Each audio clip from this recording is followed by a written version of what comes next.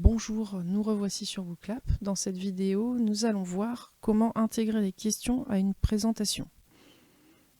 Donc, vous allez devoir vous rendre dans l'événement que vous souhaitez utiliser ainsi, et vous allez pouvoir accéder ici au bouton « Ajouter une présentation ».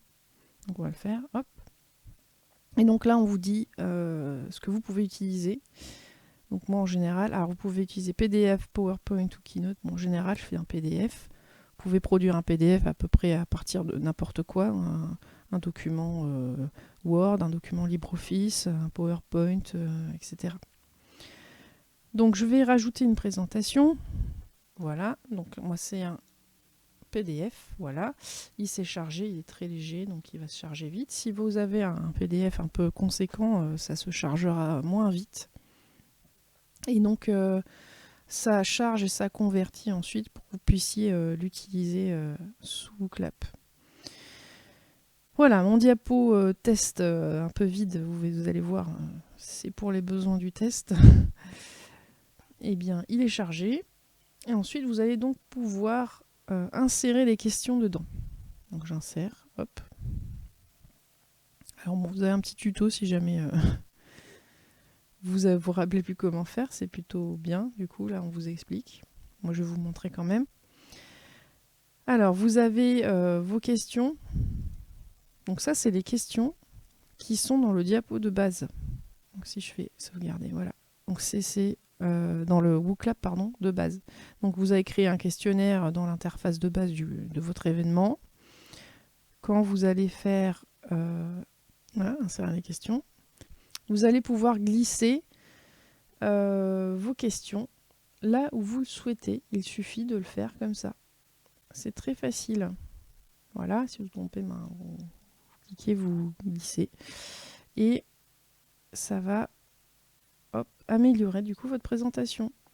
Et comme pour n'importe quel événement Booklab, les réponses sont enregistrées dans votre événement. Du coup, vous allez pouvoir consulter ensuite les résultats des élèves.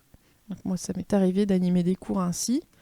Ça motive l'élève à suivre, puisqu'en fait, je montrais 2 diapos, et puis les diapos suivantes, c'était des questions. Il fallait avoir suivi pour répondre correctement, et à la fin, ils avaient une bonne note s'ils ont suivi, ou une moins bonne s'ils ne suivaient pas. Voilà, donc comment ça va se présenter. Quand vous faites lancer, ça affiche donc classiquement votre Booklab, sauf que là, ça va mettre aussi également les diapos de la présentation. Hop, ma question, ça marche comme d'habitude, les réponses, etc. Deuxième question, et ma diapo, exactement comme j'avais décidé dans l'interface ici, pour insérer les questions. On remarque qu'on doit pouvoir rajouter plusieurs présentations, si vous le souhaitez, à un même événement Booklab. Donc ensuite, classiquement, les résultats seront dans le rapport qui est disponible dans l'onglet Paramètres. Donc cette présentation Booklab, là, améliorée, elle est disponible dans l'onglet Paramètres, c'est ici. Et si jamais vous êtes plus content, vous pouvez télécharger. Si vous avez perdu le document original, vous pouvez retélécharger. Vous pouvez également supprimer, voilà, et recommencer avec un document mis à jour, par exemple. Ça m'est arrivé de devoir corriger des diapos, et bien il faut recharger le document. Je vous rappelle que vous avez également des questions sous forme de diapositives intégrées à Booklab. Donc il faut cliquer sur la diapositive et là vous allez avoir accès à une interface, mais ces diapositives sont beaucoup moins faciles. Alors en plus, là, je ne sais pas pourquoi il y a le compte à rebours qui est activé. Ces diapositives sont beaucoup moins faciles à mettre en page. Alors ça utilise en fait un langage particulier qui s'appelle le Markdown. Markdown, référence, voilà. Et du coup, vous allez avoir tout un langage. Vous voyez, il faut mettre des signes autour des mots pour qu'ils soient en italique ou en gras, etc.